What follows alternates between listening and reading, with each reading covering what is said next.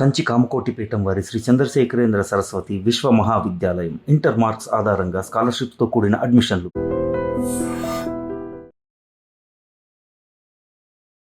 తమ్మారెడ్డి భరద్వాజ్ అనే వ్యక్తిని మాత్రం ఏ రోజు సినిమా వదలలేదు. ఆయన సినిమాని వదలట్లేదు. ఇది మీ క్యాప్షన్కి తగ్గట్టు, టైటిల్కి తగ్గట్టు వదల మీకు సినిమాకి ఈ వదల రిలేషన్ ఇలాగే కొనసాగేటట్టు ఉంది. సో ఎంత గ్యాప్ వచ్చినా కానీ సినిమా ఇండస్ట్రీలో సినిమాగా కాకుండా కానీ బట్ సంహౌ ఇండస్ట్రీలో నేను ఏరికోరి ఇప్పుడు ఆ ప్రెజర్ని తీసుకోవడానికి ఎందుకు రెడీ అయ్యారు? ప్రెషర్ అనుకోలేదు, బట్ దిగినాక తెలుస్తుంది ప్రెషర్. ఒక పక్కన ధైర్యం, ఒక పక్కన భయం, అటు ఇటు కొట్టుమిట్టు. జగత్ బాబు గారితో ఆ ఎక్స్పీరియన్స్ ఎలా ఉంది? ఈ సినిమాకి ఒక రకంగా అతనే మమ్మల్ని పీడించేవాడు అంటే బాగా స్క్రీన్ మీద లయ గారిని, జగత్ బాబు గారిని చూడడం ఆడియన్స్ కన్నుల పండుగ. వాళ్ళిద్దరి మధ్యలోకి మూడో వ్యక్తి ఎంటర్ అయ్యి కాన్ఫ్లిక్ట్ క్రియేట్ చేస్తుంటే ఆడియన్స్ రిసీవ్ చేసుకుంటారా? వైల్డ్ లవ్, ఇద్దరిది ప్రేమే. కానీ అప్పుడప్పుడు కొన్ని చిన్న సినిమాలు వస్తున్నాయి సార్, సడన్ గా సూపర్ హిట్స్ అయిపోతున్నాయి. మన రాజు వెడ్స్ రాంబాయ్ కానీ అలాంటి సినిమాలు, వాటిని చూసినప్పుడు మీకేమనిపిస్తుంది? చూసినప్పుడు ధైర్యం వస్తుంది. ధైర్యం వచ్చి సినిమా తీస్తే ఇప్పుడు నేను ఇబ్బంది పడుతున్నా రిలీజ్ చేయడానికి. ఇబ్బంది పడుతున్నారా? డెఫినెట్గా చాలా ఇబ్బంది పడుతుంది. మామూలుగా కూడా అన్ని పరిచయాలు ఉండి. Special thanks to Tammareddy Bharadwaj. ఇలాంటి స్పెషల్ థ్యాంక్స్లు కొన్ని పదుల మంది హీరోలు, పదుల మంది నిర్మాతలు వాళ్ళ సినిమాలకు వేసుకున్న వ్యక్తి మీరు. సో వీళ్ళెవరు మీరు అప్రోచ్ అయితే చేయరు. మనం చేస్తారనుకుంటాం. ఆ కష్టమైతే పడ్డారు కదా, సో ఆ ప్రతిఫలాలు కూడా అనుభవించాలి కదా. ఊరికంటే ఒకళ్ళిద్దరు నేను హింట్ చేసి చూశాను దాని గురించి. సినిమా హీరోలు 200 కోట్లు 250 కోట్లు తీసుకోవడం అనేది దొమ్ములు గుద్దుకొని గర్వంగా చెప్పుకోవాల్సిన మాట అని ఒక స్టేట్మెంట్ ఇచ్చారు. అవును, తమ్మారెడ్డి గారి నోటి నుంచి రావాల్సిన మాటేనా అది? ఇవాళ ప్రపంచవ్యాప్తంగా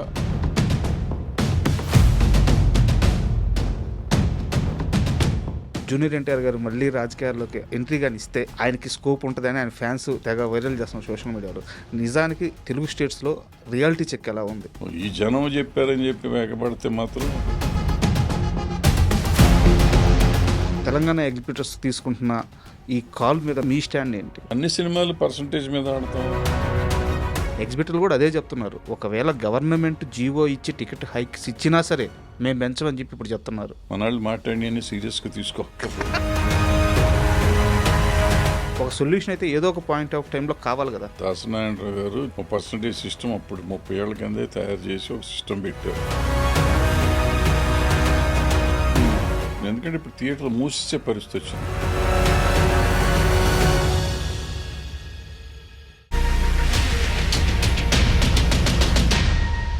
hi, welcome to my show. Tammareddy Bharadwaj గారు, ఈ పేరుకి ఎలాంటి పరిచయ వాక్యాలు అవసరం లేదు. వారు చాలా రోజుల తర్వాత ఇప్పుడు వదల అనే మూవీతో నిర్మాతగా మన ముందుకు రాబోతున్నారు. అండ్ ఇప్పటికే రిలీజ్ అయిన గ్లిమ్స్ కానీ టీజర్ కానీ చాలా ప్రామిసింగ్గా ఉన్నాయి. ఈ నేపథ్యంలో తమ్మారెడ్డి గారిని అడిగి ఆ మూవీ ఎలా వస్తుంది అండ్ ఆ మూవీ విశేషాలతో పాటు ఇప్పుడు ఇండస్ట్రీలో ఉన్న కొన్ని పరిస్థితుల గురించి వారిని అడిగి సవివరంగా తెలుసుకుందాం. హాయ్ సార్, నమస్తే. నమస్తే సార్, ఇప్పుడు మిమ్మల్ని కలిసినా సరే ఒక గురువుని ఆ కలిసిన ఫీలింగ్ వస్తుంది. బాడీ అంతా ఒక రకమైన క్రమశిక్షణకి అలా అయిపోతుంటుంది. బహుశా మీ దగ్గర నేను కొన్నాళ్ళ పాటు పనిచేయడం వల్ల మీ క్రమశిక్షణ, మీ నిజాయితీ, మీ ముక్కుసూటితనం అన్నీ తెలిసిన వ్యక్తిని కావడం వల్ల ఆ భయం ఇప్పుడు అట్లాగే ఉండిపోతూ ఉంది. సార్, యాక్చువల్గా ఒక సీరియస్ క్వశ్చనే. ఈ ఇండస్ట్రీలో, సినిమా ఇండస్ట్రీలో మనుషుల్ని చాలా త్వరగా మర్చిపోయే ఇండస్ట్రీ. ఇలాంటి ఒక ఇండస్ట్రీలో ఒక వ్యక్తి 12 సంవత్సరాల క్రితం సినిమాలు తీయడం, సినిమాకి సంబంధించిన ప్రొడక్షన్కి కానీ మేకింగ్ కానీ దూరంగా ఉంటే ఆ వ్యక్తిని ఇండస్ట్రీ ఖచ్చితంగా మర్చిపోవాలి కూడా. తమ్మారెడ్డి భరద్వాజ్ అనే వ్యక్తిని మాత్రం ఏ రోజు సినిమా వదలలేదు. ఆయన సినిమాని వదలట్లేదు.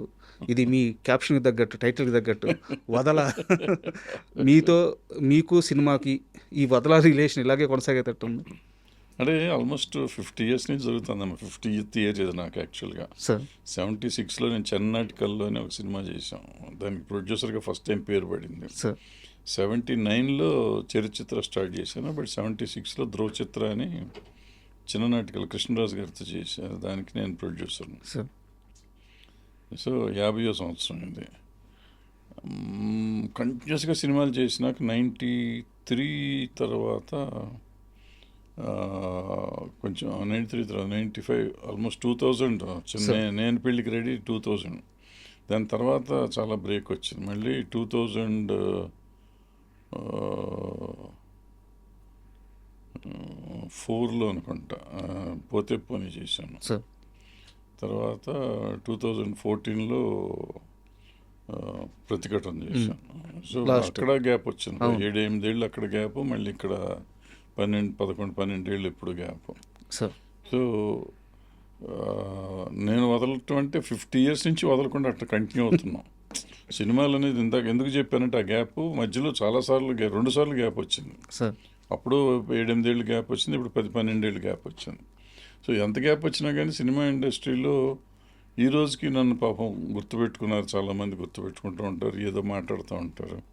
సినిమాగా కాకుండా కానీ బట్ సంహౌ ఇండస్ట్రీలో నేను చలామణి అవుతున్నాను ఇప్పటికి కూడా. అంటే ఒక మేకర్ గానో లేకపోతే ఒక నిర్మాత గానో తమ్మారెడ్డి ప్రస్థానం పరిమితం కాలేదు సార్. అవును. ఈరోజు తెలుగు సినిమా అభివృద్ధి కోసం ఉన్నామని చెప్పుకుంటున్న ఎన్నో శాఖల్ని మీరు ఆర్జుడు నాకు తెలిసి. మీరే వాటిని అంటే తొలినాళ్ళలో చాలా కార్యక్రమాలు వాటిలో కొత్తగా తీసుకొచ్చిన వ్యక్తి మీరు. సో ఆ వాసనలు, ఆ కృతజ్ఞతలు. అంటే అట్లా కాదు, అది యాక్చువల్గా నేను ఒక స్టేజ్కి వచ్చినాక వచ్చాను. నాకంటే ముందు సివిఆర్ ప్రసాద్ గారు, తిలక్ గారు, వి మధుసూదనరావు గారు, ప్రభాకర్ రెడ్డి గారు, సార్ వీళ్ళందరూ కలిసి దాన్ని ఒక స్టేజ్కి తీసుకొచ్చారు, ఒక షేప్కి తీసుకొచ్చారు. నన్ను బలవంతంగా తీసుకొచ్చి వీళ్ళందరూ ఇరికిచ్చారు లోపల. సో ఇరికిచ్చినాక నా సాయి శక్తిలో నేను చేయగలిగింది నేను చేసినాక ఒక మీరు చెప్పినట్టు ఒక ఫార్మాట్కి వచ్చింది. అది ఆ ఫార్మాట్కి వచ్చి ఫెడరేషన్ గుర్తింపు తెచ్చుకుని ఆల్ ఇండియా కాన్ఫెడరేషన్కి వెళ్ళి ఇక్కడ మన వేజెస్కి అన్నీ సెట్ అయ్యి అవన్నీ చేసాం. అవన్నీ అప్పుడు చేసాం అంటే బట్ అంత ముందు వాళ్ళు ఆద్యులు, వాళ్ళ తర్వాత వాళ్ళు నేను ఏదైనా. అండ్ నేను డైరెక్ట్ మూవీ విషయానికి వస్తున్నాను సార్. వదల అంటే తమ్మారెడ్డి భరద్వాజ అనే వ్యక్తి మళ్ళీ ఒక ప్రాజెక్ట్ ఇన్ని సంవత్సరాల తర్వాత టేకప్ చేస్తున్నాడంటే నేను కమర్షియల్ క్యాలిక్యులేషన్స్ గురించి మాట్లాడట్లేదు, స్టార్ కాస్ట్ గురించి మాట్లాడట్లేదు, నేను ఒక గౌరవం గురించి మాట్లాడుతున్నాను. తమ్మారెడ్డి కంబ్యాక్ అనేది ఖచ్చితంగా సక్సెస్ అవ్వాలి, వేరే ఆప్షన్ లేదు. ఎందుకంటే ఇండస్ట్రీలో మీకు ఇన్నేళ్ళుగా ఉన్న ఈ గుర్తింపు కానీ ఈ గౌరవం కానీ ఇన్ని సంవత్సరాల తర్వాత ఆ వ్యక్తి మళ్ళీ వచ్చాడంటే ఆ గౌరవం దక్కించుకోవాలి, కొంత ప్రెజర్ ఉంటుంది. ఏరికోరి ఇప్పుడు ఆ ప్రెజర్ని తీసుకోవడానికి ఎందుకు రెడీ అయ్యారు? ప్రెషర్ అనుకోలేదు, బట్ దిగినాక తెలుస్తుంది ప్రెషర్. ఎందుకంటే ఒక కథని బాగా నచ్చింది, కథ బాగుంది, ఇది పలానా అంటే కొత్తగా ఉంటుంది, వెరైటీగా ఉంటుంది. And it's out and commercial film. నేను రెగ్యులర్గా నేను చేసే నాకు నచ్చే సినిమాల్లో లాగా కాకుండా సార్ నేను మామూలుగా థియేటర్కి వెళ్ళి చూస్తాను కదా, టికెట్ కొనుక్కొని చూసే సినిమాలు ఉంటాయి కదా, అలాంటి సినిమా ఇది. సో డెఫినెట్గా బాగుంటుంది, జనానికి నచ్చుతుంది అనే ఉద్దేశంతోనే మొదలెట్టాను. తీశాను. 8 అయ్యి కాపీ వచ్చేటప్పటికి నా ఫీలింగ్ అదే ఈ రోజుకి కూడా. బట్ రేపు జనం ఏం చెప్తారో తెలియదు కదా. అంటే ఇప్పుడు సిస్టమ్స్ మారిపోయినాయి. మా రోజుల్లో మేము చేసిన ఈవెన్ 14 ఏళ్ళ కింద కూడా నేను సినిమా తీసానంటే రిలీజ్కి చేద్దాం అనుకుంటే చేసేటమే. సార్ ఇవాళ అనుకుంటే ఇవాళ చేసేవాడిని, రేపు అనుకుంటే రేపు చేసేవాడిని. ఇవాళ పరిస్థితులు అట్లా లేవు. సో ఇవాళ కూడా రిలీజ్ చేయగలగటం చేయొచ్చు, బట్ రకరకాల భయాలు, డబ్బులు ఇన్వాల్వ్మెంట్ పెరిగిపోయింది. ఇప్పుడు ఇన్వెస్ట్మెంట్ పెరిగిపోయింది. ఇంత ఇన్వెస్ట్మెంట్ మీద ఇప్పుడు ఓటీటీ అని అయ్యని ఇవన్నీ రకరకాల పేర్లు వచ్చినాయి.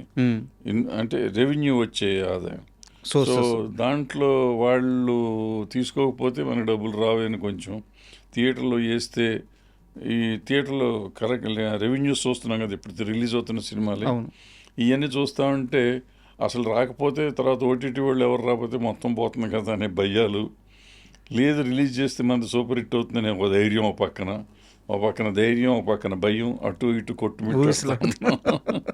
అంటే మీరు డైరెక్ట్గా చెప్తుంది ఏంటంటే ఇప్పుడున్న ఇండస్ట్రీలో సినిమా రిలీజ్ డేట్స్ అనేది మేకర్స్ చేతిలో లేవు, ఓటీటీల నిర్ణయాల మీద ఆధారపడి ఉన్నాయని చెప్తున్నారు.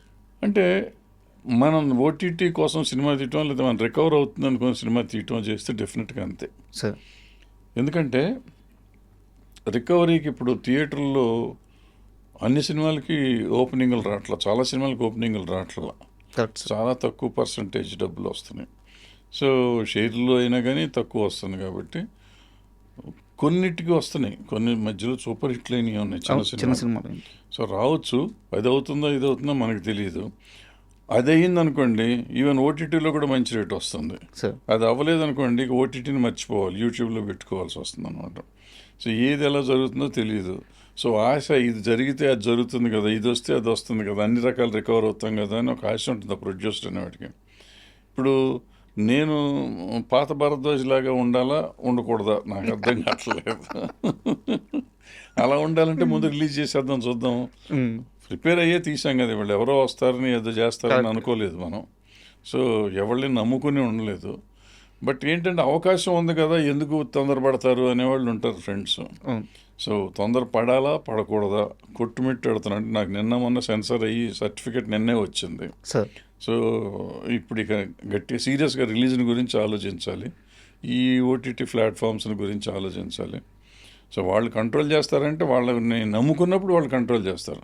ఎందుకంటే మేజర్ ఇన్వెస్ట్మెంట్ వాళ్ళని ఇవ్వమంటున్నాం మనం. అవును. వాళ్ళు ఇచ్చినప్పుడు మరి వాళ్ళ రిలీజ్ షెడ్యూల్ చేసుకున్న ప్రకారం మన రిలీజ్ చేయమంటాను.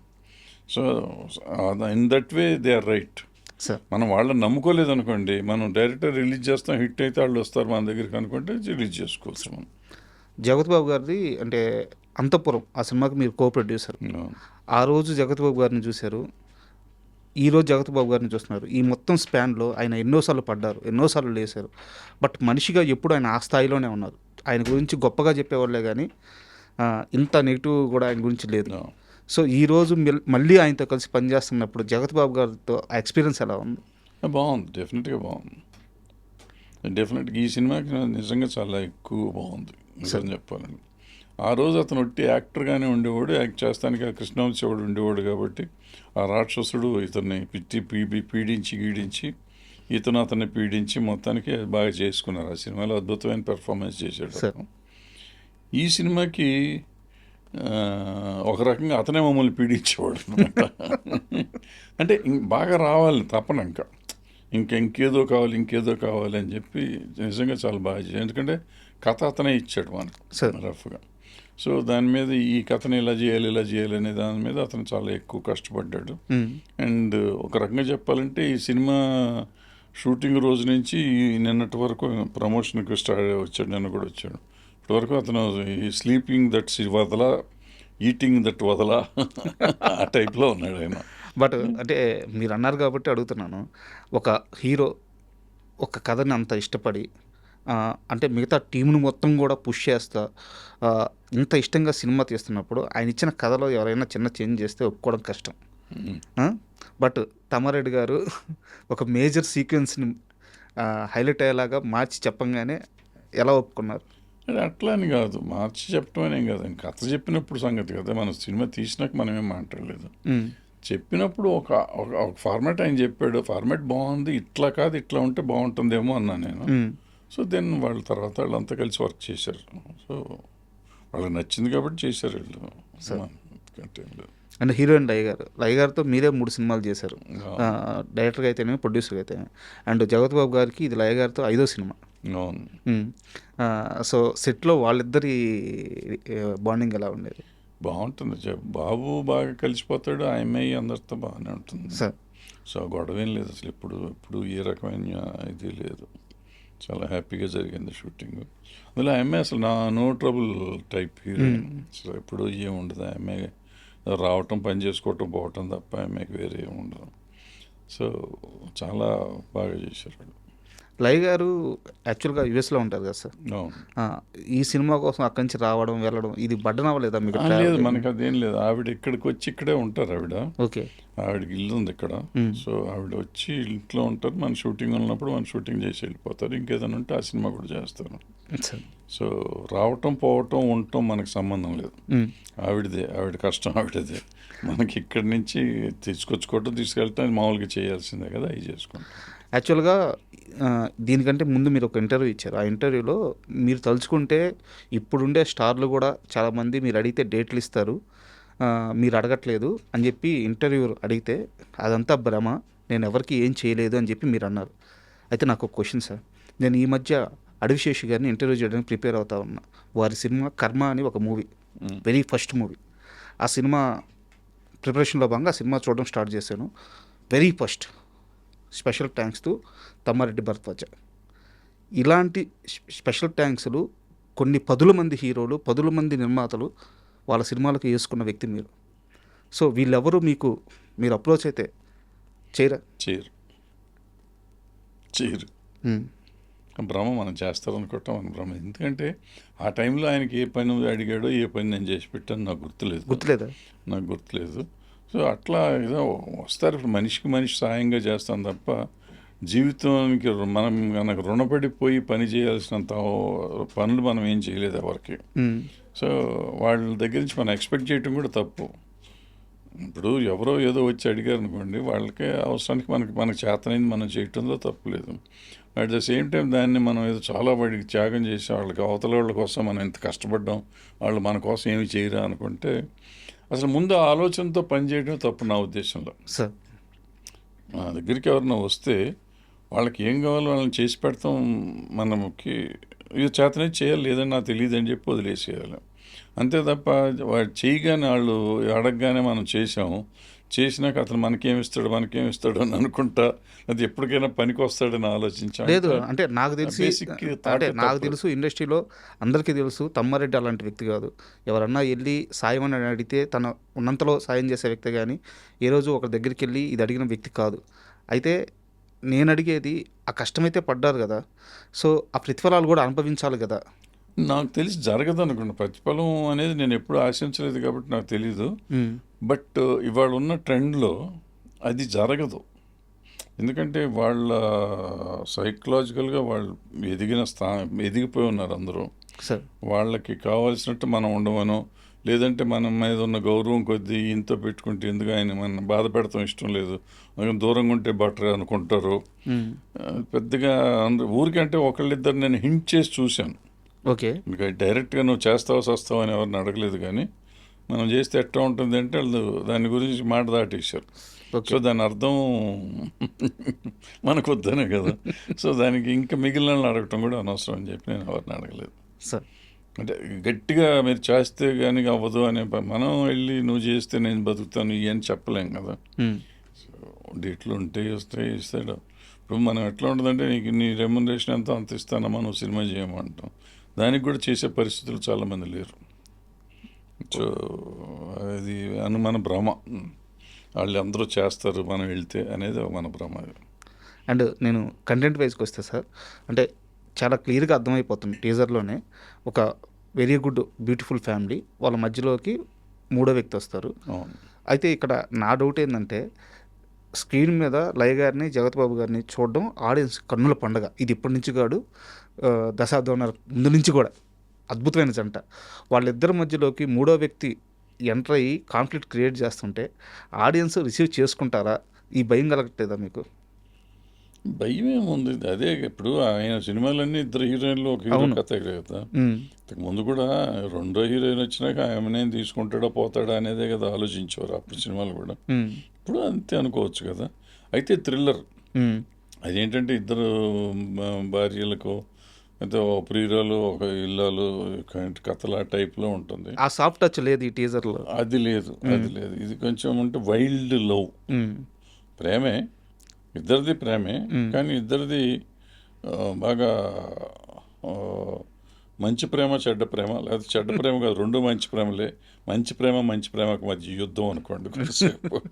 ఆ అమ్మాయి ఎవరు సార్? చిన్న అమ్మాయి అంటే తన ఐస్ ఎక్స్ప్రెషన్స్ క్లోజ్ షాట్లు చూసినప్పుడు అసలు ఎంత ఇంటెన్సివ్గా ఉందంటే ఆ లుక్స్. ఎవరు తను ఎలా కాస్ట్ చేశారు? ఆ అమ్మాయి కన్నడం మన యాక్చువల్గా మన ఆమని గారి మేనగోడలు, వాళ్ళ అన్నయ్య కూతురు. ఆ అమ్మాయి సినిమాలు చేస్తుంది, ఈ మధ్య కన్నడం సినిమాలు చేస్తుంది, తెలుగు కూడా చేస్తుంది అంటున్నా తెలీదు. సో ఆ అమ్మాయిని చూసి ఐస్ బాగున్నాయి అని చెప్పి చేశాను క్యారెక్టర్కి. అమ్మాయి స్మైల్ కూడా బాగుంటుంది సార్, టీనేజ్ పిల్లకాయ బాగుంది కదా అని చేసాం. అండ్ ఈ సినిమాకి మీతో పాటు ప్రొడ్యూసర్గా ఉన్న ఆయన ఫ్లాష్ బ్యాక్ తీస్తే చాలా విచిత్రంగా ఉంది. నాతో పాటు ప్రొడ్యూసర్ ఆయనే ప్రొడ్యూసర్, నేను యాక్టింగ్ ప్రొడ్యూసర్. ఆయన ఫ్లాష్ బ్యాక్ కానీ ఆ లైఫ్ షో మొత్తం తెలుసుకుంటే చాలా విచిత్రంగా ఉంది. చాలా జీరో స్థాయి నుంచి కష్టపడి ఎదిగి వేరే స్టేట్కి వెళ్ళి అక్కడ డబ్బులు సంపాదించుకొని మీ దాకా వచ్చి అసలు ఇదంతా ఎట జరిగింది? ఆయన గతమే తెలియదు నాకు అసలు. ఆయన ఎవరో కూడా తెలియదు నాకు యాక్చువల్గా. ఏదో ఒకరోజు ఎక్కడో అనుకోకుండా కలిశారు, ఒక ఫంక్షన్లో కలిశారు. సార్ ఆయన మధ్యప్రదేశ్లో ఉంటారు. మధ్యప్రదేశ్లో వాళ్ళు సంక్రాంతి సంబరాలు చేస్తూ ఉంటారు ప్రతి సంవత్సరం. సార్ మా సంక్రాంతి సంబరాలకు రావాలి సార్ అన్నారు. అయితే చాలామంది చాలాసార్లు పిలుస్తూ ఉంటారు కదా స్టేట్స్లో కానీ ఇక్కడ కానీ. చూద్దాంలేండి అన్నాను. తర్వాత వాళ్ళు పిలిస్తే కదా మనం చూసేది అనుకుంటే సడన్ తర్వాత ఒకరోజు పిలిచారు, వెళ్ళాను, వచ్చాను. వచ్చినాక మళ్ళీ ఒకరోజు వచ్చి మనం సినిమా తీయాలి సార్ అన్నారు. ఎంతండి డబ్బులు పోతాయి, సినిమాలు తీయవద్దు అన్న. ఏ ఊరికి జోకులు కదా అనుకున్నాం. కాదు, మళ్ళీ ఇంకోసారి వచ్చి అప్పటికి పరిచయం లేదు. ఇంత ఇది అన్నిటికీ సెకండ్ మీటింగ్, థర్డ్ మీటింగ్, ఎక్కడ పరిచయం లేదు మనకి. సో సినిమా అంటారు, డబ్బులు ఎంత ఉంటాయో ఆయన దగ్గర ఏముందో తెలియదు నాకు, నా దగ్గర నేను అనుకుంటున్నాను ఏంటో తెలియదు. సో కుదరదండి, పోతాయండి, వద్దండి అని చెప్పాను. ఆ తర్వాత మాట్లాడుతా అంటే ముందే అన్నారు సినిమా, తర్వాత మధ్యప్రదేశ్లో కరెక్ట్ వెళ్ళినాక అక్కడ మధ్యప్రదేశ్కి వెళ్ళినప్పుడు అక్కడ గవర్నమెంట్ వాళ్ళు కనపడి ఆ సబ్సిడీలు చెప్తే ఓ చిన్న బడ్జెట్ సినిమా చేస్తే 50% కాస్ట్ అక్కడ కవర్ అవుతుంది కదా, బ్యాలెన్స్ 50% రిస్క్ ఉంటుంది. మంచి సినిమాలు చేస్తే ఈ మధ్య ఆడుతున్నాయి కదా అని నేను అక్కడ చేసి మీరు చేస్తే అవుతుందండి, అయినా వద్దు అని చెప్పాను. ఆ తర్వాత ఏదో కథ నేను వినటం జరిగి బాగుందని ఆయనకి చెప్పాను, ఇట్లా బాగుంది, జగపతి బాబు చేస్తే బాగుంటుంది. ఇప్పుడు జగపతి బాబు దగ్గరికి వెళ్ళాం. తర్వాత ఈయన వచ్చారు. ఆ తర్వాత ఆ కథ మొత్తానికి వర్కౌట్ వల్ల వేరే కథ ఈయన చెప్పాడు. ఈయన కథ ఆయనకి నచ్చింది, ప్రొడ్యూసర్ గారికి బాగా నచ్చింది, నాకు బాగా నచ్చింది. బట్ నేను చిన్న కరెక్షన్స్ చెప్పాను, ఓకే అన్నారు. అట్లా వచ్చింది. సో అట్లా ఆయన వచ్చాడు, ఆయన ప్రయాణం అట్లా సాగింది సినిమాలో. అంటే సినిమా విషయం కాస్త పక్కన పెడితే గత ఈ 2-3 సంవత్సరాలుగా తమ్మారెడ్డి భరద్వాజ్ గారి మైండ్ సెట్లో కానీ వారి వ్యక్తిత్వంలో కానీ అంటే ఒక సున్నితం అనే ఒక మార్పు ఏమన్నా వచ్చిందా? వయసు అయిపోవట్లేదమ్మా, ఎందుకు అగ్రెసివ్గా ఉంటాం ఎందుకు? ఒకటి. రెండో ప్రాబ్లం ఏంటంటే పొలిటికల్ సీన్ మారిపోయింది. ఎక్కడ సహనం లేదు ఎవరిలోనూ. సహనం ఏ పార్టీలోనూ లేదు. వాళ్ళు ఆలోచన విధానాలు మారిపోయినాయి. ఏది మాట్లాడినా ఎవరు అరెస్ట్ చేస్తారో తెలియట్లేదు. ఎందుకు మనకి ఈ వయసులో అరెస్ట్ అవ్వడం? మనం నోరు మంచిది కాదు, నోరు మంచిది అయితే ఊరు మంచిది అంటారు, నోరు మూసుకుని కూర్చుంటే బెటర్ కదా అని చెప్పి నేనే మాట్లాడతాం మానేసి. నిజంగా కూడా ఏమైందంటే 1 year నుంచి ఈ సినిమా ఆడావిడ సరిపోయింది, ఆల్మోస్ట్ 8-9 months.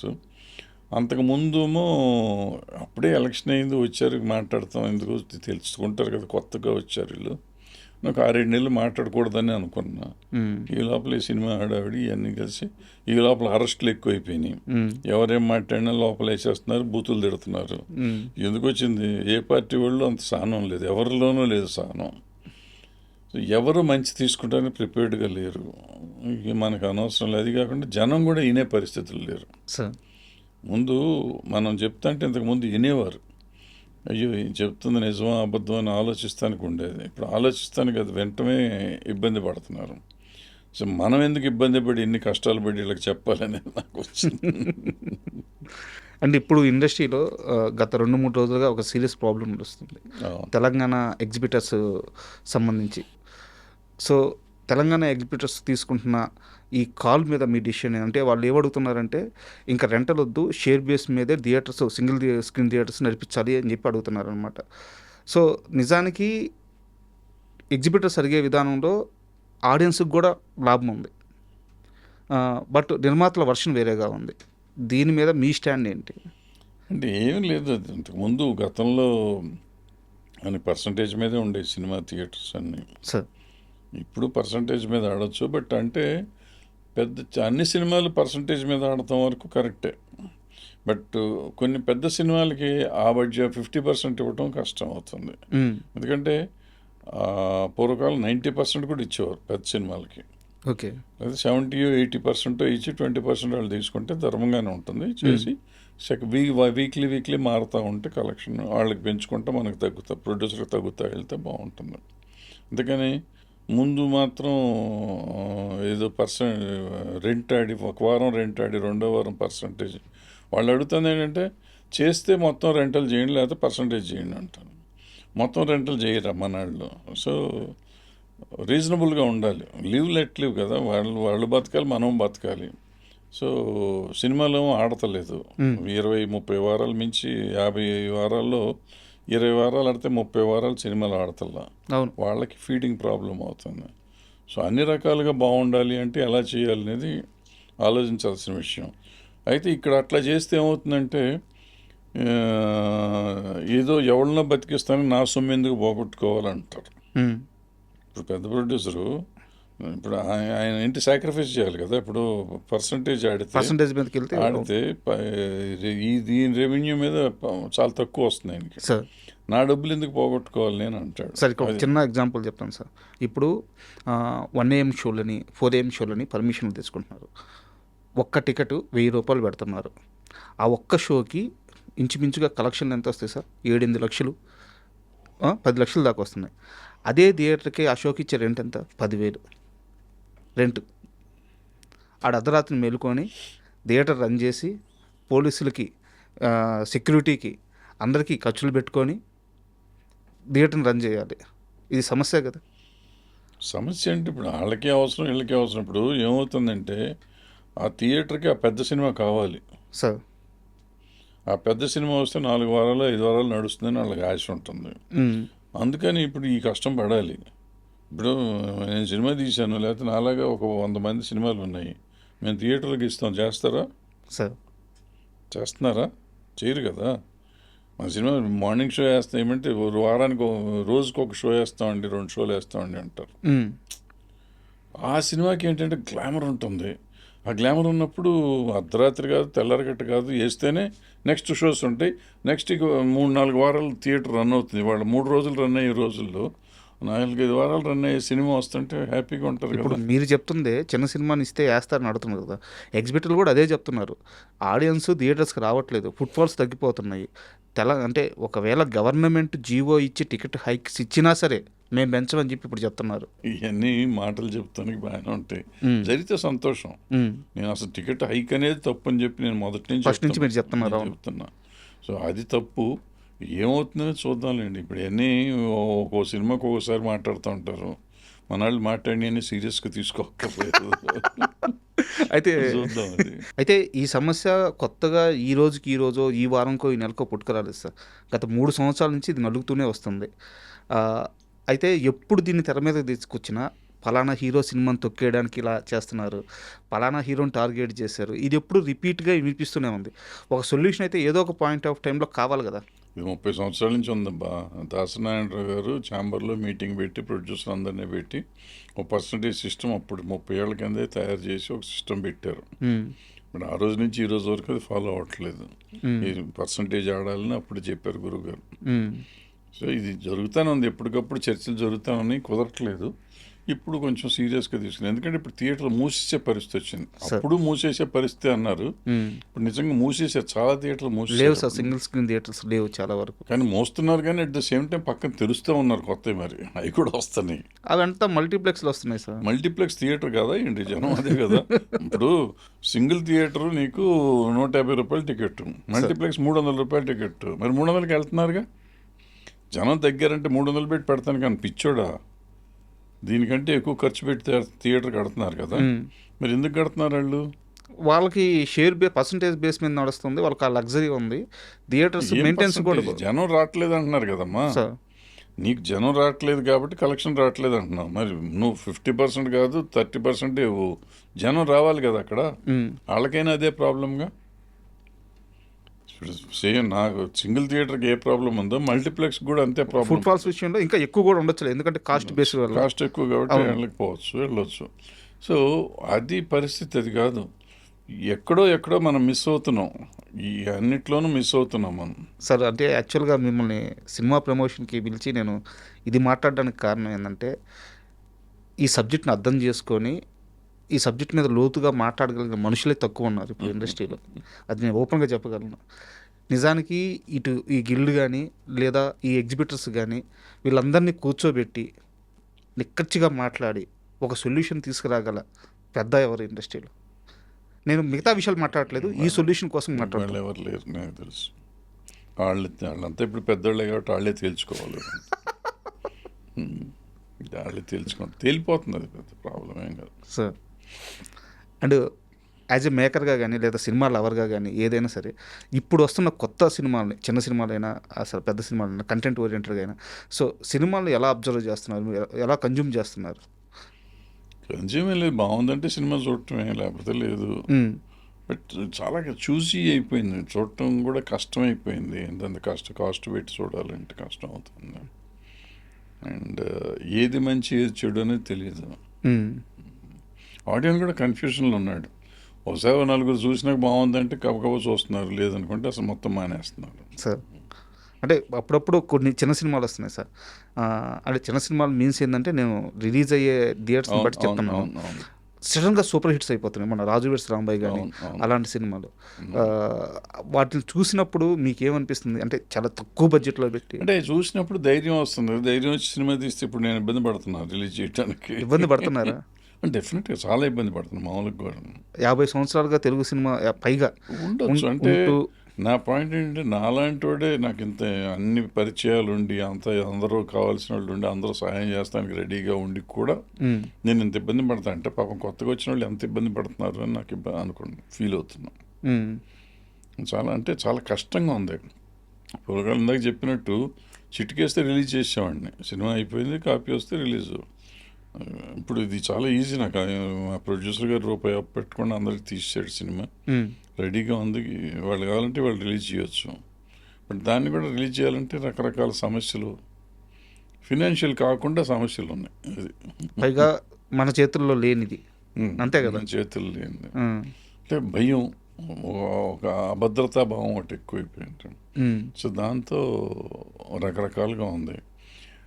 మనిషి ఇప్పుడు ఏంటంటే డైరెక్ట్గా డబ్బులుండి నేను ధైర్యంగా నేను చేస్తాను, ఇట్లాగే చేస్తాను అనేది లెక్కగా చేయగలిగితే అవుతుంది. అంటే అప్పట్లో కేజీఎఫ్ వాళ్ళు చేశారు కదా, మన హోంబులే వాళ్ళు చేసినట్టు ఆ టైప్లో అంత డబ్బు పెట్టుకుని అట్లా సినిమా తీసి నేను చేస్తానే ఇప్పుడు రండి ఓటీటీ వాళ్ళు అన్న టైప్లో రిలీజ్ చేసే దమ్ము ఉంటే సినిమాలు చేయాలి. బట్ అది డిపెండ్స్, ఎందుకంటే రిలీజ్ అయిన తర్వాత ఓటీటీ తీసుకోవాలంటే స్టార్ కాస్ట్ ఉండాలి. తీసుకున్నారు కదా, వాళ్ళు సినిమా తీసుకున్నారు. తర్వాత వచ్చిన అదేంటి కన్నడం సినిమా కాంతారా తీసుకున్నారు కదా, అది అట్టగా రిలీజ్ చేశారు. రిలీజ్ చేసినాక అది అన్ని భాషల్లో డబ్బులు వచ్చినాయి కదా. అవును. సో హిట్ చేస్తానని ధైర్యం అది హోమ్లే వాళ్ళే చేశారు. సో వాళ్ళకి ధైర్యం ఉండాలి, అంటే తీసే ప్రొడ్యూసర్కి ధైర్యం ఉండాలి. అంత లెవెల్లో ధైర్యం ఉన్నవాళ్ళు సినిమాలు చేస్తే అందరూ దారిలోనే ఉంటారు. మనము బిక్కుమంటే ముందే వాళ్ళ దగ్గరికి వెళ్ళి వాళ్ళతో చేసుకునే పరిస్థితిలో మనం ఉన్నాం.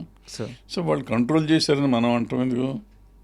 ఇప్పుడు కాంతారా నిన్ను కేజీఎఫ్ని ఎవడు కంట్రోల్ చేయలేదు కదా. వాళ్ళు రిలీజ్ చేశారు, రిలీజ్ చేసినాక హిట్లు అయినాయి, వాళ్ళు వచ్చి డబ్బులు ఇచ్చి తీసుకున్నారు. ఆ నెక్స్ట్ సినిమాలు ముందే డబ్బులు ఇచ్చేసి తీసేసుకున్నారు వాళ్ళు. సార్ ఇది సినిమాకి కానీ మీకు కానీ సంబంధం లేని ప్రశ్న, అయితే అవసరమైన ప్రశ్న. మీకు ఇష్టమైతే సమాధానం చెప్పండి, లేదా స్కిప్ చేసేసేయండి. మీరు ఎంత పెద్ద ఒక ఎన్టీఆర్ కానీ, ఒక కృష్ణ గారు కానీ, ఒక సోమన్ బాబు గారు కానీ పెద్ద వాళ్ళని దగ్గర నుంచి చూసారు, వాళ్ళతో ట్రావెల్ అయ్యారు. తర్వాత చిరంజీవి గారు మీ అసోసియేట్ నుంచి ప్రత్యేకంగా చెప్పాల్సిన అవసరం లేదు. అంటే ప్రజలు ఆరాధించే, తెరపై కనిపించే వాళ్ళని ఎంతలా ఆరాధిస్తే వాళ్ళందరూ అంతే నిజాయితీగా క్రమశిక్షణతో బతికారు. ఈరోజు పరిస్థితి ఎలా ఉందంటే, ఒక చిన్న సోషల్ మీడియా అంత ఫేమ్ రాగానే ఎక్కడ ఏదైనా క్రైమ్ వినిపిస్తే వీళ్ళ పేర్లే వినిపిస్తున్నాయి. వీళ్ళు సినిమా ఇండస్ట్రీలో భాగమై ఉన్నారు, ప్రజలు వీళ్ళని ఆరాధిస్తున్నారు, కానీ వాళ్ళు చేసే పనులు మాత్రం, అంటే నేను పేరు తీయదలుచుకోలేదు, చాలా దారుణంగా ఉంటున్నాయి. అంటే ఇలాంటి వాళ్ళని సినిమా ఇండస్ట్రీ నుంచి బయట పెట్టడం కానీ, ఈ క్రమ పద్ధతికరించడం సాధ్యమవుద్దా? సాధ్యం కాదు. ఫస్ట్ పాయింట్ సాధ్యం కాదు. రెండో పాయింట్ ఏంటంటే నిజంగా వీళ్ళంతా ఇన్వాల్వ్ అయ్యి ఉన్నారా లేదా అంటే, సినిమా ఇండస్ట్రీ సాఫ్ట్ టార్గెట్ అయిపోయింది అందరికీ. ఎక్కడ ఏ తప్పు జరిగినా ముందు సినిమాకి సంబంధించిన వాళ్ళని కానీ లేకపోతే టోటల్ సినిమా ఇండస్ట్రీని కానీ టార్గెట్ చేసి మాట్లాడతాం అలవాటు అయిపోయింది సోషల్ మీడియా వచ్చేసినాక. సో దాంతో వీళ్ళు చాలామంది మాట్లాడతారు, కానీ ఇట్స్ నాట్ దట్ సినిమాలో ఉన్న వాళ్ళందరూ దుర్మార్గులు కాదు, మీరు చెప్పినట్టు అంతా ఈ వచ్చిన జనరేషన్ అంతా అట్టాను కాదు. రకరకాల తప్పులు చేసేవాళ్ళు ఉండొచ్చు, ఉంటే దానికి సరైన మార్గం ఉండాలి, దాని సరైన పద్ధతిలో దానికి చట్టం ఉంది, చట్టం దాని పని అది చేసుకుపోతుంది. బట్ అన్నిటికీ సినిమా వాళ్ళని కాపాదించడం కరెక్ట్ కాదు. అంటే ఎందుకు ఈ ప్రశ్న అడిగానంటే తెలంగాణ రాష్ట్ర ముఖ్యమంత్రి వచ్చేసి cinema industry one of the major industry, దానికోసం ఏం చేయడానికి సిద్ధంగా ఉన్నారు. ఆయన స్టేట్మెంట్ ఇచ్చున్నారు. ఏపీ విషయానికి వస్తే ఏపీలో షూటింగ్స్ చేయండి, అద్భుతమైన ప్రదేశాలు ఉన్నాయి, అద్భుతమైన లొకేషన్స్ ఉన్నాయని వారు ప్రతిసారి కాల్ ఇస్తున్నారు. బట్ లోతులో ఏ సమస్య ఉంది అనేది రిజిస్టర్ అయిందా లేదా అనేది నాకు అర్థం కాక అడుగుతున్నా. సమస్య ఏం లేదండి, ఎక్కడ సమస్య లేదు. ఇప్పుడు ఎక్కువలో సినిమాలు బయట చేయట్లేదు, ఎక్కడెక్కడో చేసుకుంటున్నారు. పెద్ద సినిమాలో బయట చేస్తారు, చిన్న సినిమాలో ఎక్కడ సబ్సిడీ ఇస్తే అక్కడికి వెళ్తున్నారు. ఎందుకంటే 1.5-2 కోట్లు కూడా ఇస్తున్నారు బయట స్టేట్స్లో. సార్ సో బయటకు వెళ్తున్నారు.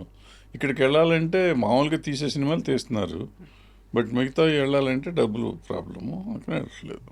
సింపుల్. దానికి రాయితీలు ఇవ్వడం కావాలి, ఇస్తే చేస్తారు. అండ్ అంటే పొలిటికల్గా అడగట్లేదు, తమ్మారెడ్డి గారి ఫ్యామిలీ అంతా కమ్యూనిజం భావజాలం దాంట్లోనే బతికారు, దాంట్లోనే పోరాడారు మీతో సహా. అయితే మీరు ఈ మధ్య ఒక స్టేట్మెంట్ ఇస్తూ సినిమా హీరోలు 200 కోట్లు 250 కోట్లు తీసుకోవడం అనేది దొమ్ములు గుద్దుకొని గర్వంగా చెప్పుకోవాల్సిన మాట అని ఒక స్టేట్మెంట్ ఇచ్చారు. అవును. ఇది ఒక వ్యక్తికి ఇంత రెమ్యునరేషన్ పోతున్నప్పుడు ఇండస్ట్రీలో మిగతా అన్ని వర్గాలకి ఆ స్థాయి, అంటే కనీసం ఆ స్థాయిని కాదు, హ్యాపీగా ఉంచే రెమ్యునరేషన్లో అందట్లేదు. తమ్మారెడ్డి గారి నోటి నుంచి రావాల్సిన మాటేనా అది? 100%. ఎందుకంటే ఒకానొకప్పుడు ₹1,00,00,000 హిందీలో ఇస్తారనుకున్నప్పుడు మన దగ్గర 10 లక్షలు కూడా ఉండేది కాదు సార్. రెమ్యూనరేషన్ పెద్ద పెద్ద హీరోలకు కూడా. ఇది మనది చాలా చిన్న స్టేటు, చిన్న లాంగ్వేజ్, రీజనల్ లాంగ్వేజ్ కింద మనది చాలా చిన్న చూపుగా ఉండేది. అటువంటిది ఇవాళ హిందీ వాళ్ళు కాదు, ఎవళ్ళు కాదు, మనం ఇంటర్నేషనల్ వాళ్ళతో, అమెరికా వాళ్ళతో పోటీ పడే లెవెల్ రెమ్యూనరేషన్స్కి వచ్చాం మనం. సార్ సో రెమ్యునరేషన్స్ ఎక్కువ తీసుకోవటం మంచిగా చెడా, అది ఇదా అనేది అది వేరే డిస్కషను. ఇవాళ సినిమా, తెలుగు సినిమా అనేది అసలు గుర్తింపు లేని ఒక సినిమాని ఇవాళ ప్రపంచవ్యాప్తంగా నెంబర్ 1 సినిమాగా తీసుకెళ్ళాం. సార్ అంటే నెంబర్ 1 కాదు, హాలీవుడ్ తర్వాత హాలీవుడ్ రేట్ డబ్బులు మనం తీసుకోగలిగే లెవెల్కి హీరోలు ఎదిగారు. సార్ అంటే నిజంగా గర్వపడాలి మన ఇండస్ట్రీ అంత దూరం వెళ్ళిందని. మన సినిమా కష్టాల దగ్గరికి వస్తే నేను చాలా చెప్తా, ఇవన్నీ మళ్ళీ వేరే. లేదు సార్, నేను అంటే చెప్తున్నాను, సందర్భం వచ్చింది కాబట్టి. నేను కాదంబరి కిరణ్ గారిని ఇంటర్వ్యూ చేసేటప్పుడు మీ గురించి ప్రస్తావించారు వారు. అంటే అప్పుడు షూటింగ్స్ అన్నీ చెన్నైలో జరిగాయి. ఈ సజెషన్ షాట్లు ఉంటాయి కదా, చార్మినార్ బ్యాక్గ్రౌండ్ ఒక షాటు, ఇట్లా హైదరాబాద్ రిజిస్టర్ అయ్యేదానికి షాట్ తీస్తే రాయితీలు ఇస్తారంట. దానికోసం మేకర్స్ అక్కడి నుంచి ఇక్కడికి వచ్చి కొన్ని షాట్లు తీసేవాళ్ళంట. అలాంటప్పటి నుంచి కూడా తమ్మారెడ్డి గారు లాంటి వ్యక్తులు ఫోర్స్ చేస్తూనే ఉన్నారు, రండి రండి అని చెప్పేసి. సో ఆ కష్టం అంతా తెలుసు సార్ నాకు, మీరు పడ్డ కష్టం అంతా తెలుసు. ఈ కష్టం లేదు, ఏం లేదు. నేను ఇక్కడ పుట్టి పెరిగాను అందుకని ఇక్కడ తీయాలని అనుకునేవాడిని. అందరూ తీస్తే బాగుంటుంది, మన తెలుగుదేశం తెలుగు రాష్ట్రం కదా అనే ఫీలింగ్లో ఉండేది. వచ్చిన వాళ్ళు వచ్చారు, తర్వాత షిఫ్ట్ అయిపోయింది ఇండస్ట్రీ. ఇవాళ నెంబర్ 1 అయింది. ఇప్పుడు మన రాష్ట్రంలో ఎవరు పని చేయకూడదు, బయట డాన్సర్స్ ఫైటర్స్ వాళ్ళు వచ్చి పని చేయాలన్నారు. ఇవాళ మన రాష్ట్రం నుంచి బయటకు వెళ్తున్నారు. అవును, ఆ స్టేజ్కి వచ్చేసాం కదా. మనం ఎంత పెరిగాం, మనం డెఫినెట్గా జబ్బ చరుచుకోవాల్సిందే, గుండెలు బాధ కొట్టుకోవాల్సిందే. వీ డిడ్ ఇట్ అని. సార్ వదలా సినిమా గురించి ఒక 2 క్వశ్చన్స్ ఉన్నాయి. దానికంటే ముందు ఒక క్వశ్చన్ అడుగుతాను, కోప్పడకుండా సమాధానం చెప్పండి. తమిళనాడులో విజయ్ గారు ఆయన కొడితే దెబ్బకి సీఎం అయిపోయారు, మొత్తం లెక్కలన్నీ మారిపోయినాయి. అయితే ఆయన అక్కడ సీఎం అయిన తర్వాత ఇక్కడ గట్టిగా వినిపిస్తున్న పేరు జూనియర్ ఎన్టీఆర్ గారు మళ్ళీ రాజకీయాల్లోకి అలా ఎంట్రీ కానీ ఇస్తే ఆయనకి స్కోప్ ఉంటుందని ఆయన ఫ్యాన్స్ తెగ వైరల్ చేస్తాం సోషల్ మీడియాలో. నిజానికి తెలుగు స్టేట్స్లో రియాలిటీ చెక్ ఎలా ఉంది పొలిటికల్గా? ఏమవుతుందో తెలీదమ్మా, నాకు అసలు ఐడియా లేదు, నాకు ఆలోచన లేదు. బట్ వీళ్ళని నమ్మటానికి లేదు. చిరంజీవి గారిని ఇట్టాగే సీఎం అని అరిశారు. ఆయన ఎలక్షన్లో కంటెస్ట్ చేస్తే ఆయన ఏం చేశారో చూసాం. జనసేన ఈయన జనసేన పెట్టినప్పుడు సీఎం అన్నారు, 2 చోట్ల ఓడగొట్టారు. సో ఈ ప్రజల్ని నమ్మి వీళ్ళు సీఎం అంటారు కదా అని చెప్పి మనం వీళ్ళు ఎలక్షన్ చేస్తే ఎవరికైనా అంత ఉండదు. వాళ్ళు హోంవర్క్ చేసుకోవాలి. హోంవర్క్ చేసుకుంటే ఇప్పుడు అతను హోంవర్క్ చేశాడు, వర్కౌట్ అయింది. వీళ్ళు హోంవర్క్ చేస్తే ఇప్పుడు మొన్న ఎలక్షన్లో మళ్ళీ వాళ్ళు హోంవర్క్ చేశారు, జనసేన వాళ్ళు కానీ చంద్రబాబు కానీ వీళ్ళంతా హోంవర్క్ చేశారు, గెలిచారు. సో ఇప్పుడు మళ్ళీ హోంవర్క్ చేస్తే ఏమో గెలుస్తాడో తెలియదు. సో అది ఎవరో మనం ప్రెడిక్ట్ చేసే అంత సీన్లో లేదు. ఈ జనం చెప్పారని చెప్పి వేగపడితే మాత్రం దెబ్బతింటాం. వాళ్ళని నమ్మి వెళ్ళటం కాదు, మనం ఏం చేస్తాం, మనం చెయ్యాలి, మన సైడ్ నుంచి ఏం చేస్తున్నాం అనేది తెలుసుకుంటే దెర్ ఈస్. అండ్ వదలా సినిమా విషయానికి వస్తే జగత్ బాబు గారు కమర్షియల్గా మీకు ఇచ్చిన ఫీజిబిలిటీ ఏంటి? ఎందుకంటే ఇప్పుడు ఆయన సెకండ్ ఇన్నింగ్స్లో హైయెస్ట్ రెమ్యునరేషన్ తీసుకునే ఆర్టిస్ట్. ఆ, ఎంతో కొంత ఫీజిబిలిటీ లేకపోతే ఇంత బడ్జెట్లో సినిమా అవడం కష్టం. అంటే ఫీజిబుల్ కదా, ఆయన అడిగినంత ఇచ్చాం మనం, బట్ తగ్గించే అడిగారు ఆయన, తగ్గించినంత ఇచ్చాం, సరిపోయింది. పెద్ద బేరాలు గీరాలు ఏమి జరగలేదు, రీజనబుల్గానే ఉన్నారని నేను రీజనబుల్లీ మేము కూడా పే చేయగలిగాము. బట్ ఆ మొదలెట్టినప్పుడు ఒక బడ్జెట్ అనుకున్నాం, బడ్జెట్ పెరగటం కొంచెం మాకు ఇబ్బంది అయింది. అదే సినిమా ఆయన సైడ్ నుంచి ప్రాబ్లం ఏం లేదు. మధ్యలో ఒక 10 days ఏదో అయిన తర్వాత ఆపారా? ఒక షెడ్యూల్ ఆపి మళ్ళీ వచ్చాం. తర్వాత వాళ్ళ ఇంట్లో పెళ్ళి అది ఉండే లేట్ అయింది. తర్వాత ఒక 1 month అయినాక మళ్ళీ స్టార్ట్ చేసి స్టార్ట్ ఫినిష్ చేసుకొచ్చాం. సార్, అండ్ ఈ సినిమా షూటింగ్లో ఉండగా నాకు తెలిసి తమ్మారెడ్డి గారు చాలా ఓపిక్గా ఎల్లుంటారు, మారిపోయి ఎల్లుంటారు, చాలా సౌమ్యుడే ఎల్లుంటారు. కానీ ఎప్పుడైనా షూటింగ్ జరుగుతున్నప్పుడు లెక్క తేడా కొడితే తమ్మారెడ్డి గారు ఒరిజినాలిటీ బయటకు వచ్చిన క్షణం చాలా సైలెంట్గా, చాలా మర్యాదగా, బుద్ధిమంతుల్లాగా సినిమా చేసుకుని వచ్చేసాను నేను. అక్కడ ఏ గొడవ లేదు, నేను ఎవరిని తిట్టను కూడా తిట్టలేదు. మీరు వచ్చారు కాబట్టి ఒక షేర్ చేసుకోవాలి. నేను చాలా చిన్న రైటర్ని 99 టీవీలో. తెలియక ప్రభాసు గోపిచంద్ గారి ఫ్రెండ్షిప్ బాండ్ మీద ఒక ఆర్టికల్ రాస్తున్నాను. వీళ్ళిద్దరు అంత మంచి ఫ్రెండ్స్, చాలా బాగుంటారు అది ఇది అని చెప్పి ఆ ఫ్లోలో మెచ్యూరిటీ లేక ఈ సినిమా కూడా ప్రభాస్ గారు గోపిచంద్కి దగ్గర ఉండి ఇప్పించారు అని చెప్పి ఏదో ఒక సినిమా గురించి రాశా యువి ప్రొడక్షన్స్లో. పక్క రోజు ఆఫీస్కి రాగానే మీరు ఎంత ఆవేశంగా వచ్చారంటే అంత ఆవేశంగా వచ్చి, మీకు గుర్తుందో లేదో నాకు తెలియదు, గోపీచంద్కి ఒకరు సినిమా ఇప్పించేంత స్థితిలో ఉన్నారా, 3 కోట్లు అడ్వాన్స్ ఇస్తా, ఇప్పుడు వెళ్ళి నాకు డేట్స్ తీసుకురా గోపిచంద్కి, ఒక పదం రాసేటప్పుడు ఎంత జాగ్రత్తగా ఉండాలి రైటర్ అని చెప్పేసి, అంటే మీ కమిట్మెంట్ నేను ఆ రోజు నేర్చుకున్నాను. అంటే కోప్పడ్డారు కానీ నేర్పించారు. సో నేను ఎందుకు అడుగుతున్నాను, తమ్మారెడ్డి గారు కోప్పడితేనే మనుషులకి లాభం. అంటే అట్లని కాదు, ఆ సినిమా అతననే కాదు, ఇప్పుడు రోజు నేను చూస్తుంటాను, మీడియా చూసినప్పుడు నాకు ఆవేశం వస్తూ ఉంటుంది. బట్ మనకెందుకు ఊరుకుంటాం. పలానా హీరోయిన్కి సినిమాలు లేవంట, పలానా హీరోకి సినిమాలు లేవంట, వాళ్ళు ఖాళీగా లేరు, ఖాళీగా ఉంటున్నారు వాళ్ళు. సార్, వాళ్ళకి రెమ్యునరేషన్స్ పెరిగిపోయినాక చూస్ చేసుకుంటున్నారు. పూర్వకాలం రెమ్యునరేషన్ చాలా తక్కువ ఉండేది కాబట్టి ఒక్కొక్కళ్ళు 10 ఎన్టీ రామారావు గారు 12 సినిమాలు చేసిన సంవత్సరం ఉంది. సార్, సంవత్సరంలో 12 రిలీజ్ అయినాయి ఆయనకి. కృష్ణ కృష్ణ గారికి 16-17 అయినాయి. సో ఇట్లా రిలీజ్ చేసిన వాళ్ళు ఉన్నారు సినిమా డైరెక్ట్. ఆ రోజు రెమ్యునరేషన్ తక్కువ, ఇవాళ ఇచ్చే రెమ్యునరేషన్కి 3 ఏళ్ళ కోట్ చేస్తే కూడా చాలా అన్న లెవెల్లో ఉంటున్నారు వాళ్ళు. సార్, ఈ 100 కోట్లు ఇందాక మీరు అన్నారు కదా, సో బయటికి రావట్లా. సో హీరోయిన్లకు కూడా రెమ్యునరేషన్స్ పెరిగిపోయినాయి. సో ఎవరికైనా పెరిగిపోయినాయి, అందరూ చూసీగా ఉంటున్నారు. సపోర్టింగ్ ఆర్టిస్ట్ మాత్రం దొరికిందల్లా చేస్తున్నారు, కానీ మెయిన్ ఆర్టిస్టులు అందరూ చూసీగా ఉంటున్నారు. సో దాంతో వాళ్ళు చూసీగా ఉన్నారనేది మనం మర్చిపోయి ఖాళీగా ఉన్నారంటున్నాం. సార్, వాళ్ళు ఖాళీగా ఉండలేదు, ఖాళీగా ఉండదలుచుకున్నారు, వాళ్ళ ఇష్టం వాళ్ళకి, వాళ్ళు ఇష్టపడి ఖాళీగా ఉంటున్నారు వాళ్ళు. సో అది కాకుండా ఎవరైనా ఇప్పిస్తారు అనేది అవుట్ ఆఫ్ క్వశ్చన్. మనకు కావాలనుకుంటే పెట్టుకుంటున్నాం, సార్, వాళ్ళు మనం వెళ్తే ఒప్పుకోరు. మీరు అన్ని రోజుల తర్వాత మొన్న స్టేజ్ మీద కూడా మళ్ళీ అదే మాట అన్నారు, ఇక్కడ ఎవరికి ఎవరు ఏమి చేయరు, ఎవరికి ఎవరు ఏమి ఇప్పారు, మనకు మనమే చేసుకోవాలన్నారు. అండ్ చోటాకే నాయుడు గారి గురించి చెప్పండి సార్. అంటే ఆయన యాక్చువల్గా భారీ బడ్జెట్ సినిమాలన్నీ ఆయన హ్యాండిల్ చేస్తూ ఉన్నారు. బట్ ఈ ప్రాజెక్ట్లోకి ఆయన రావడానికి కారణం ఎవరు అంటే జగత్ బాబు గారా, మీరా? జగపతి బాబు నాకు అసలు పెద్ద పరిచయమే, కానీ నేను ఆయన అడుగుతానికి భయపడేవాడిని. ఎందుకంటే నా సినిమా అంత బడ్జెట్ భరించలేదు, ఆయన అంత బడ్జెట్ భరించలేదు. అడగటానికి కూడా నాకు భయం. ఎందుకంటే ఆ సినిమాని అడిగి అతను, ఇప్పుడు ఎవరినైనా కానీ ఇన్సల్ట్ చేయకూడదు. అతను ఏదో ఒక రెమ్యునరేషన్ అంటే నేను అంత ఇవ్వలేనని చెప్పి తగ్గించమని అడగలేను, నేను ఇవ్వలేనని చెప్పలేను. నా స్టైల్ ఎట్లా ఉంటుందంటే, మిమ్మల్ని పిలిచాను అనుకోండి, నేను ఎంత ఇస్తాను నేను చెప్పటమే, మీరు అడిగే అవకాశం ఉండదు. సో చోటా దగ్గర ఆ ఛాన్స్ ఉండదు కదా. సో ఆయన అడిగినంత నేను ఇవ్వలేను, నేను ఇచ్చినంత అతను తీసుకోలేడు. సో అందుకని నేను అసలు వద్దండి, నేను అడగను అన్నా. జగపతి బాబు గారు, నేను అడుగుతాను, మీకు అబ్జెక్షన్, మీరు అడగండి సార్, బట్ నా బడ్జెట్లో అంత ఉండవు, మరి జాగ్రత్త ఆలోచించుకోండి, మాట పడకూడదు మీరు కానీ నేను కానీ అన్నా. సో ఆయన వెళ్ళి మాట్లాడుకున్నాడు, ఏం మాట్లాడాడు ఏం చెప్పాడు నాకు తెలీదు. ఈయన చోటా గారు నెక్స్ట్ డే నేను వెళ్ళి కలిస్తే, మీరు డబ్బుల గురించి ఆలోచించొద్దు, సినిమా చేస్తాను అన్నాడు. సూపర్. అంటే ఎందుకు అడిగానంటే సార్, ఆ విజువల్స్ చూస్తుంటే టీజర్‌లో ఎంత రిచ్‌గా, ఎంత గ్రాండియర్‌గా ఉన్నాయంటే బ్రహ్మాండంగా తీశారు. బ్రహ్మాండమైన విజువల్స్ సూపర్‌గా వస్తున్నాయి. తీశారు. ఎక్కడా కూడా ఏదో బడ్జెట్ తక్కువైన సినిమాని అసలు ఎక్కడా అనిపించట్లేదు. దానికి తగ్గట్టు స్క్రీన్ మీద కనిపిస్తుంటే చాలా ఆనందంగా ఉంది. అండ్ నాకు పర్సనల్‌గా ఆనందం ఏందంటే, మీరు ఇన్వాల్వ్ అయిన సినిమా క్వాలిటీ అంత బాగొచ్చి చాలా ప్రామిసింగ్‌గా ఉంది కంటెంట్. సూపర్ క్వాలిటీ వచ్చింది. కంటెంట్ కూడా చాలా ప్రామిసింగ్‌గా ఉంది. సార్ వెయిట్ చేస్తున్నాం. మీరు డేట్ అనౌన్స్ చేస్తే నాకు తెలిసి సినిమా మీద ఆ టీజర్‌తో బజ్ వచ్చింది. సో ట్రైలర్ వస్తాయి, సాంగ్స్ అనేవి వెయిట్ చేస్తున్నాం sir. All the best. Thank you sir. Thank you.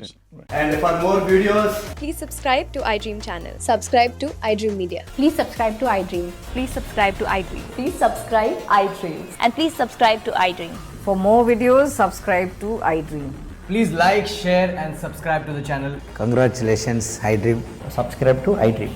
Subscribe to iDream. So subscribe to iDream Media.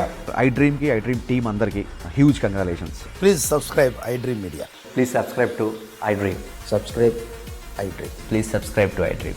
iDream అంటే నా కళల ఛానల్ను సబ్స్క్రైబ్ చేసుకున్నారు. నోరు తిరుగుతలేదు, మీరైతే గంట గుర్తు కొట్టండి. For more such videos, please subscribe to iDream.